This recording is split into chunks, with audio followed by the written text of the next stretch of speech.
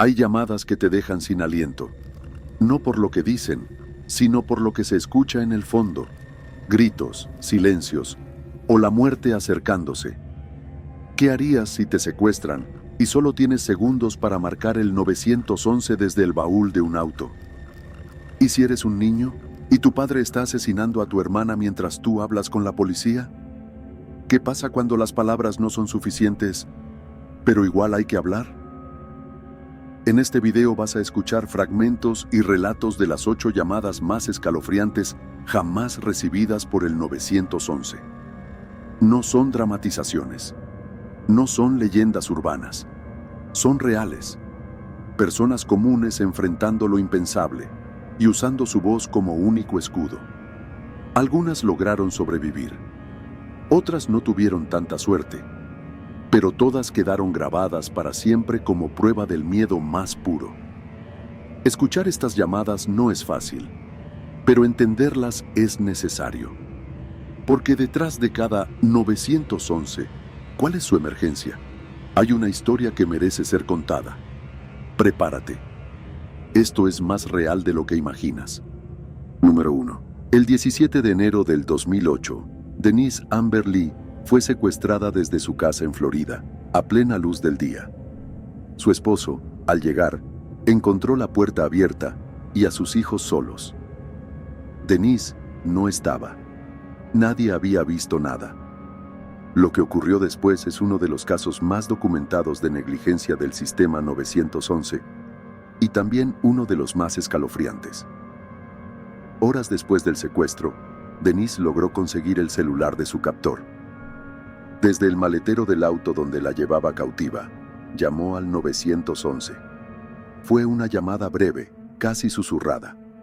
Solo pudo dar pequeños detalles antes de que él la descubriera. Aún así, su voz quedó grabada. Pero esa llamada, crucial para salvarla, nunca fue rastreada a tiempo. Esa misma noche, otra persona, una mujer llamada Jane Kowalski, llamó al 911 desde una gasolinera. Escuchó gritos desde un auto estacionado junto al suyo. Parecía que alguien estaba siendo golpeado dentro del vehículo, dijo. Dio una descripción detallada del coche, del hombre que lo conducía, incluso de la dirección en la que se fue. Esa segunda llamada tampoco fue atendida con urgencia. Horas después, Denise fue encontrada muerta. Había sido abusada y asesinada. Su cuerpo estaba enterrado en una zona rural. El secuestrador, Michael King, fue arrestado al día siguiente. Tenía antecedentes de conducta extraña, pero nunca había sido fichado por un crimen violento. Hasta ese día. La tragedia de Denise provocó un cambio profundo en el sistema 911 de Florida. Su esposo, Nathan, se convirtió en activista. Logró que se aprobara la ley de Denise, una legislación que obliga a que todas las llamadas al 911 sean localizadas y respondidas con protocolos estrictos, sin importar el operador. Pero el dolor quedó grabado. Porque Denise hizo todo bien. Logró escapar por segundos, marcó el número correcto, dio señales. Y aún así, fue ignorada. Hoy, su caso se enseña en cursos de formación policial. Y su llamada, esa voz suave y desesperada desde la oscuridad, es la prueba de que el sistema debe escuchar siempre, incluso cuando la voz es baja. Número 2. Estoy en una casa. Me tienen atada. No puedo hablar muy fuerte. Esa fue la primera frase que escuchó la operadora del 911 en Ashland, Ohio, el 13 de septiembre del 2016. La mujer al otro lado de la línea no dijo su nombre. Hablaba en susurros. Cada palabra era un riesgo. Estaba atrapada. Su captor dormía a metros de ella. La mujer, cuyo nombre se mantiene en reserva por seguridad, había sido secuestrada por Sean Great, un hombre que durante años había vivido entre la sociedad como si nada, mientras asesinaba en secreto. En la llamada, que duró más de 20 minutos, la mujer explicó que había logrado desatar una de sus manos mientras el hombre dormía. Encontró su teléfono, marcó al 911 y se escondió en un rincón del cuarto, hablando casi sin emitir sonido. ¿Puedes decirme la dirección?, preguntó la operadora. No sé. Creo que estoy en una casa abandonada, cerca de la calle Covert Court. La operadora mantuvo la calma. Hizo preguntas, pidió detalles del lugar y logró triangular la señal. Mientras tanto, la mujer describía cómo había sido secuestrada, golpeada y atada durante días. La policía llegó minutos después. Entraron sin hacer ruido. Y cuando Great despertó, ya era tarde. Fue arrestado en el acto. Dentro de la casa, encontraron los cuerpos de 2 mujeres asesinadas, envueltos en mantas. Tiempo después, se descubrió que Great era responsable de al menos 5 homicidios. Había estado asesinando durante más de una década. El testimonio de esa mujer, su valor, su control, su frialdad al hablar, fue clave no solo para salvar su vida, sino para cerrar uno de los casos más perturbadores de Ohio. Hoy, su llamada se escucha en academias de policía como ejemplo de autocontrol extremo. Ella logró lo que parecía imposible: escapar con vida de un asesino serial usando solo su voz. Y mientras el mundo duerme tranquilo, esa grabación permanece como prueba viva de que, incluso en la oscuridad total, una voz puede abrir la puerta hacia la libertad. Número 3. La mañana del 13 de noviembre de 2022, la policía de Moscú, Idaho, recibió una llamada al 911 desde una residencia estudiantil cercana al campus de la Universidad de Idaho. El contenido de esa llamada aún no ha sido revelado por completo, pero lo que se encontró al llegar cambió todo. 4 estudiantes universitarios fueron asesinados brutalmente a puñaladas dentro de la casa: Kylie Goncalves, Madison Mogen, Shanna Kernodle y Ethan Chapin. Lo más aterrador: no hubo señales de lucha en puertas o ventanas. Algunos estaban dormidos. Otros, tal vez, habían despertado demasiado tarde. Lo que hace este caso único es la llamada al 911. Fue hecha desde el celular de uno de los compañeros de casa, pero no por ellos. El operador informó que quien llamó no era uno de los sobrevivientes y que reportaba una persona inconsciente. Nadie dijo que había ocurrido un crimen. Nadie mencionó sangre, aunque había mucha. ¿Confusión? ¿Miedo? ¿Negación? Nadie sabe. Pero esa llamada retrasó la activación inmediata de un protocolo de crimen. Durante semanas, las autoridades recibieron críticas por la falta de detalles. ¿Por qué tardaron 8 horas en llegar? ¿Quién llamó realmente? ¿Qué vio esa persona?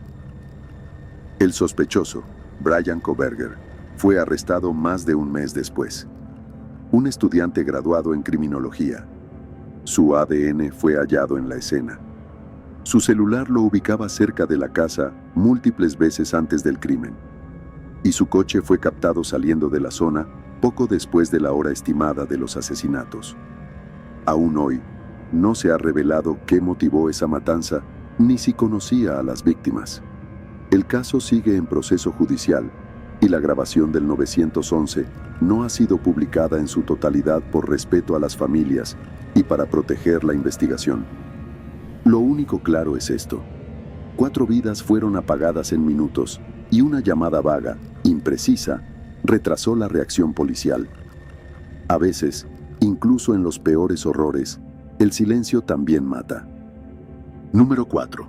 El 1 de enero de 2008, en Irving, Texas, el 911 recibió una llamada que aún hoy hiela la sangre. Era una adolescente.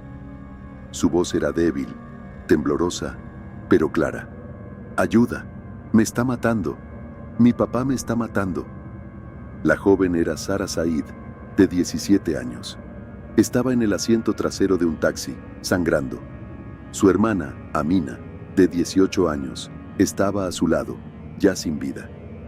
El hombre al volante era su propio padre, Yasser Abdel Said, un inmigrante egipcio que había amenazado a sus hijas durante años por su conducta occidental. Las acusaba de deshonrar a la familia por salir con chicos estadounidenses. Esa noche, Les dijo que las llevaría a cenar para reconciliarse. En cambio, las condujo a una zona apartada y les disparó dentro del auto. Sarah, agonizante, logró marcar el 911 desde su celular. Su voz quedó registrada. Su súplica, intacta. Pero no sobrevivió. Yasser huyó. Durante 12 años estuvo prófugo. Se convirtió en uno de los hombres más buscados por el FBI. Su rostro apareció en televisión, aeropuertos y redes sociales. La familia materna de las chicas, devastada, luchó por justicia. Finalmente, en agosto de 2020, fue capturado en Justin, Texas. Se había escondido en casa de familiares cercanos, cambiando de ubicación constantemente. Hoy enfrenta cargos por doble homicidio y crímenes por honor familiar. El caso estremeció a todo Estados Unidos y el mundo árabe. ¿Cómo puede un padre asesinar a sus hijas por querer vivir su vida? La llamada de Sarah fue corta, pero poderosa. No solo fue su último acto de vida, fue una acusación, una prueba y una promesa de justicia. Cada vez que alguien cuestiona si una llamada puede cambiar el curso de una historia, debería escuchar esa voz. Porque aunque Sarah murió, también fue ella quien lo condenó. Número 5. En 2010, en Carolina del Sur, una mujer llamada Brandy Scott fue secuestrada por su exnovio, un hombre con historial de violencia doméstica. Lo que siguió fue una de las llamadas al 911 más tensas y milagrosas que se hayan grabado. Brandy fue forzada a entrar en el maletero de su propio coche. Su captor tenía un cuchillo y un plan: llevarla a una zona remota. Pero Brandy tenía su celular escondido entre la ropa. Esperó el momento justo y marcó al 911. Estoy en el baúl de un coche. Me secuestraron. Por favor, ayuden. La operadora le pidió que hablara lo más bajo posible. Le hizo preguntas rápidas. ¿Puedes sentir hacia dónde gira el auto? ¿Escuchas algún sonido? ¿Algún lugar conocido? Brandy respondió todo con una calma sorprendente. La clave fue el sistema GPS. Gracias a la triangulación de señales y a la descripción que Brandy hizo desde el interior del maletero, el tipo de carro, los ruidos exteriores, los baches del camino, la policía pudo localizarla en tiempo récord. El captor, al notar la presencia policial, intentó huir, pero fue arrestado tras una breve persecución. Brandy fue rescatada ilesa. Estaba atada, sudorosa, pero viva. En el auto encontraron sogas, cinta adhesiva, guantes y un mapa con puntos marcados. Era claro que su exnovio había planeado el secuestro con días de anticipación. Si no hubiera logrado llamar, probablemente no habría sobrevivido. La grabación se viralizó rápidamente y fue utilizada luego en academias policiales como caso de estudio. La voz de Brandy, contenida pero firme, fue aclamada por su inteligencia y control emocional. Hoy, ella vive bajo una nueva identidad en otra ciudad. Participa en charlas sobre violencia de género y da testimonio sobre cómo sobrevivió gracias a su capacidad de actuar bajo presión. Su historia demuestra que, incluso atrapado en la oscuridad total, hay una salida. A veces, esa salida está en una llamada. Número 6. El 6 de junio de 1996, en Rowlett, Texas, el 911 recibió una llamada desesperada. Una mujer gritaba: «Alguien entró a la casa, mató a mis hijos, estoy sangrando, ayuda, por favor». La mujer era Darlie Routier, de 26 años. Su voz estaba cargada de pánico. Dijo que un intruso había entrado durante la noche, la había atacado y apuñalado a sus 2 hijos, Damon, de 5 años, y Devon, de 6.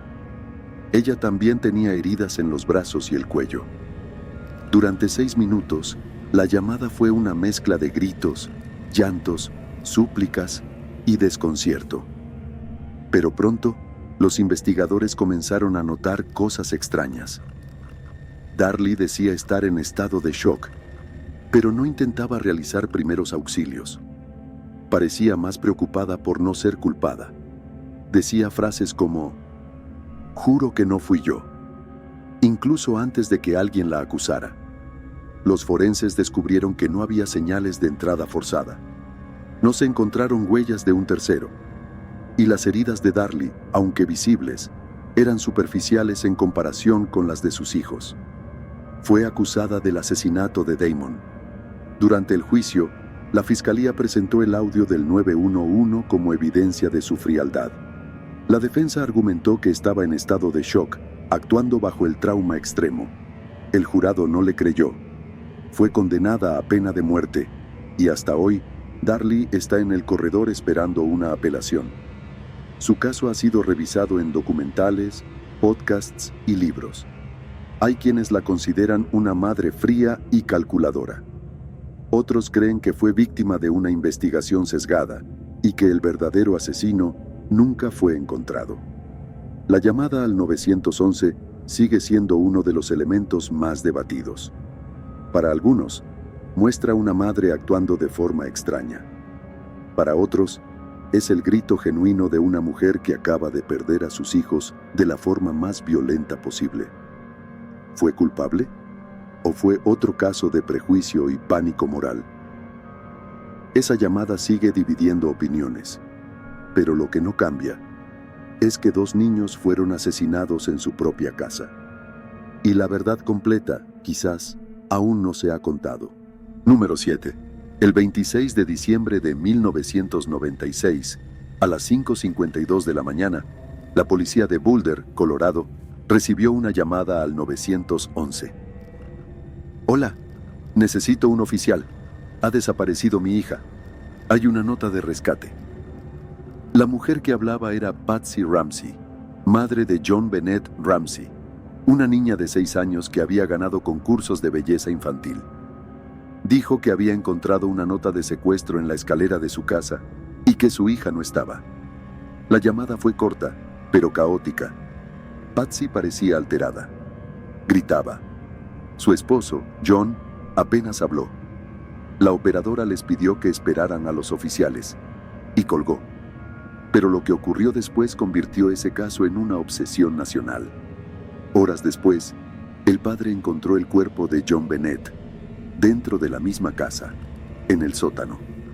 Estaba cubierta con una manta, con una cuerda alrededor del cuello y cinta adhesiva en la boca. Estaba muerta. La carta de rescate pedía $118,000, exactamente el monto del bono de Navidad que el padre había recibido días antes.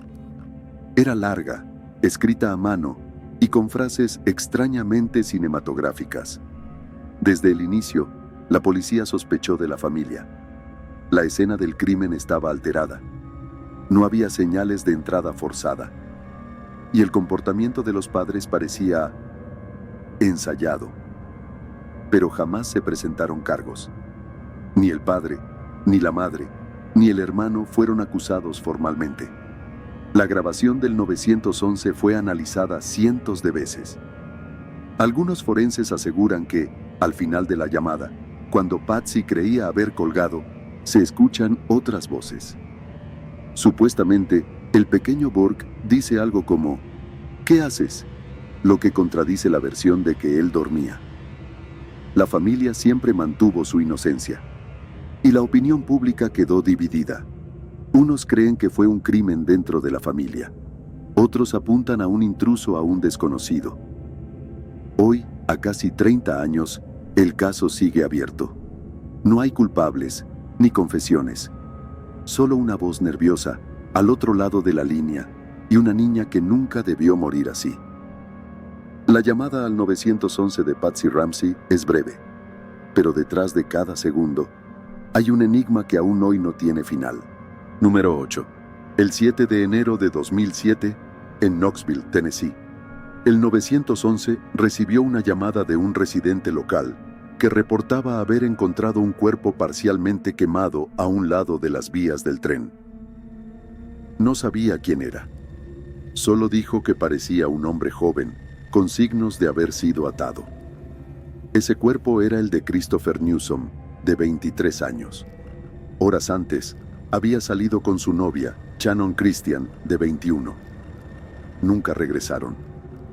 Lo que la policía descubrió en los días siguientes fue un crimen tan brutal que incluso los forenses lloraron.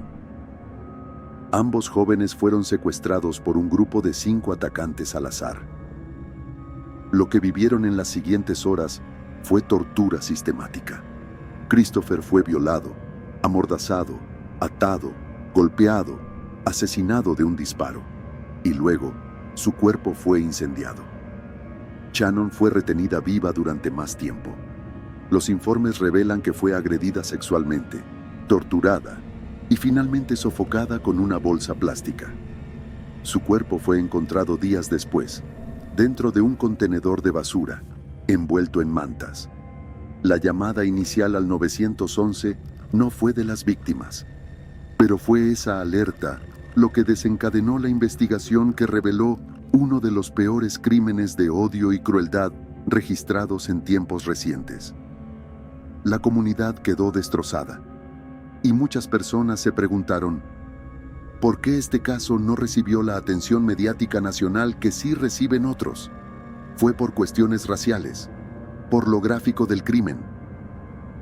5 personas fueron arrestadas, 4 hombres y una mujer.